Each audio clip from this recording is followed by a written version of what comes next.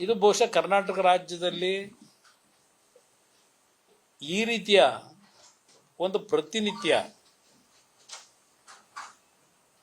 ಒಬ್ರಿಗೊಬ್ರು ಕೆಸರಚಾಟ ಮಾಡ್ತಕ್ಕಂಥದ್ದು ಪ್ರತಿನಿತ್ಯ ನಡೀತಾ ಇದೆ. ಇವತ್ತು ನಮ್ಮ ರಾಜ್ಯದ ಗೌರವಾನ್ವಿತ ಮುಖ್ಯಮಂತ್ರಿಗಳು ವಿಧಾನಸೌಧದ ಮೆಟ್ಟಿಲುಗಳ ಮೇಲೆ ತಲೆಬಾಗಿ ತಲೆ ಇಟ್ಟು ರಾಜ್ಯದ ಜನತೆಗೆ ಸಂದೇಶ ಕೊಟ್ಟಂತ ಒಬ್ಬ ಮುಖ್ಯಮಂತ್ರಿ.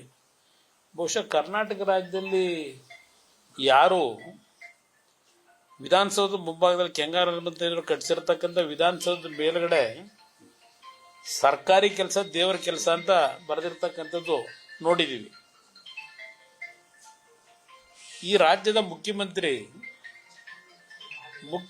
ಆದಂಥ ದಿನದಿಂದ ರಾಜಕಾರಣದಲ್ಲಿ ಅಧಿಕಾರದಲ್ಲಿ ಸಮಯವನ್ನ ತೆಗೆದುಕೊಂಡು ಏನು ತಗೊಂಡಿದ್ದಾರೆ, ಅಧಿಕಾರ ವಹಿಸ್ಕೊಂಡಿದ್ದಾರೆ. ಈ ಅಧಿಕಾರ ಪಡೆದ ನಂತರ ಸ್ವಂತಿಕೆ ಅನ್ನೋದು ಇಲ್ಲ ಅವರಿಗೆ. ವಿಧಾನಸೌಧದ ಮೆಟ್ಟಿಲ ಮೇಲೆ ತಲೆಬಾಗಿ ನಮಸ್ಕಾರ ಮಾಡಿದ್ದು ಅದು ಅವರ ಸ್ವಂತ, ಅವರಲ್ಲಿರ್ತಕ್ಕಂಥ ಗುಣ ಅಲ್ಲ. ಅದನ್ನು ಕಾಪಿ ಮಾಡಿದ್ದೆ ಇವ್ರ ಕೆಲಸ. ನರೇಂದ್ರ ಮೋದಿ ಅವರು ಈ ದೇಶದಲ್ಲಿ 2014ರಲ್ಲಿ ಪ್ರಧಾನಮಂತ್ರಿಗಳಾದಾಗ ಅವರು ಯಾವ ರೀತಿ ನಡ್ಕೊಂಡ್ರು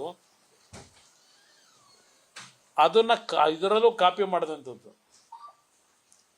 ಬಹುಶಃ ನನಗೆ ಈ ಬಿಡದಿಯ ಟೌನ್ಶಿಪ್ ಇದೆಯಲ್ಲ,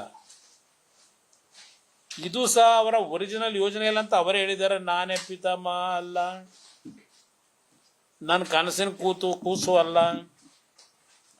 ಆಮೇಲೆ ಅದೇನೋ ಇನ್ನೊಂದು ಪದ ಬಳಸ್ತಾರೆ, ನನಗಿಂದೇನು ಇದು ಆಗಬೇಕಾಗಿಲ್ಲ, ಇದೆಲ್ಲ ಹೇಳಿದ್ದಾರೆ.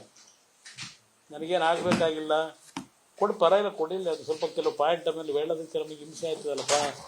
ಅವ್ರು ಅಷ್ಟೊಂದು ಸ್ಥಿತಿ ಇಟ್ಕೊಂಡು ಮಾತಾಡೋರು, ನಾನು 2 ಪೇಜ್ ಇಟ್ಕೊಂಡು ಬರೋದವ್ರು ಮಾತಾಡೋದು ಇಲ್ಲ ಹೇಳಿದ್ದಾರೆ.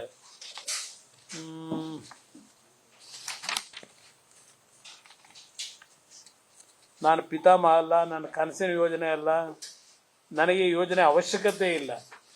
ಇವರಿಗೆ ಬ್ರದರ್ ಅವಶ್ಯಕತೆ ಇಲ್ಲದೆ ಇದ್ದ ಮೇಲೆ ಈ ಯೋಜನೆ ಕೈ ಯಾಕೆ ಹಾಕೊಂಡವ್ರೆ? ಇವ್ರಿಗೆ ಅವಶ್ಯಕತೆ ಇಲ್ವಂತೆ, ಮತ್ತೆ ಯಾರಿಗ ಅವಶ್ಯಕತೆ ಇದು? ಡೆಲ್ಲಿಲಿ ಅವ್ರನ್ನ ಕರ್ಕೊಂಡೋಗಿ ಕೂರ್ಸೋರಲ್ಲ, ಈಗ ಅವರಿದನ್ನು ಮಾಡಂತ ಹೇಳಿ ಕಳಿಸಿದ್ರು. ಇಲ್ಲ ನಾನು ಹೇಳಿದ್ದೀನೋ, ನಾನೀಗಾಗಲೇ ರಾಜ್ಯದ ಜನತೆಗೆ ತಿಳಿಸ್ಲಿಕ್ಕೆ ಬಯಸ್ತೀನಿ, ಈ